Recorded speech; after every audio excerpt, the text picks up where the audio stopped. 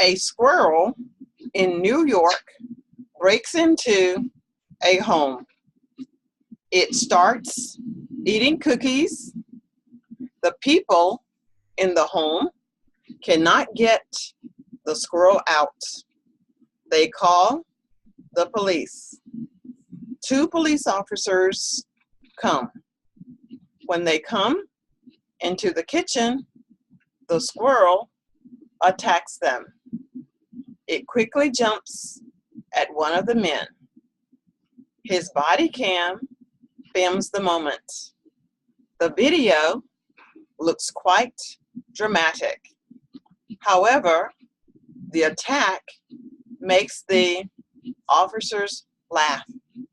The squirrel later runs out a window.